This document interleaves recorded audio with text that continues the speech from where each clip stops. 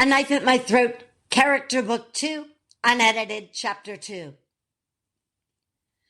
On my swing outside, rocking horse, tree climbs, creek behind with fresh water, walks through fields to get mail, and to the local tavern to get my father. This was my turn to call my father home. Dinner had to be made. I always had a soda and chips at the tavern. I never knew these were bad for me. Finally, I was allowed to sit at the table once my mother left. I was allowed to live some normal life. I enjoyed doing the dishes. We had the old tin cabinets with those old unmatched dishes. The match set was for Sunday and holidays. The kitchen sink was always stained. I had to clean that. I cleaned the dining room furniture too. I cleaned the whole house always.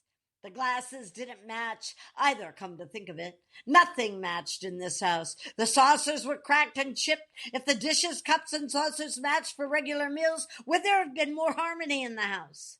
Would I have grown different? After my continual request for dish and glass sets as well as silverware sets, we received what I thought everyone should have in a house. There was always food on the table, hot water, and beds with pillows. I cleaned all those too. I did my own laundry at a very young age. My mother refused to do it for me. She would do her own, my brother's, sister, and father's laundry.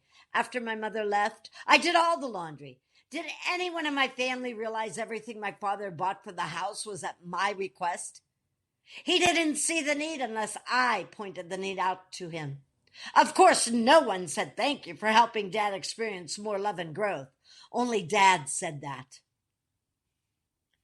We didn't have a chair in our house living room.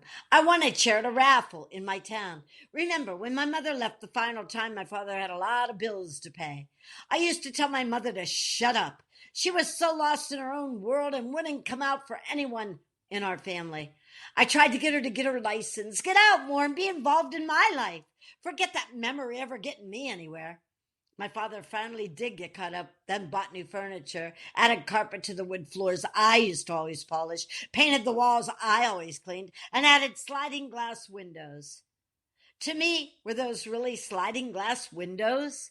I cleaned those too. Even when I lived 300 miles away, I would drive home to clean the house for my father. Regardless of the strange way he raised me, he was a good father. I did appreciate my father through his life. I was his daddy's girl. My father must have thought there was more going on than just friends and the guy from New York City. I see now if my father didn't rule my life, he would lose me. I can also see why he wouldn't let me have a dog or a garden. A dog in a garden can be a lot of work. Outdoor cats were okay.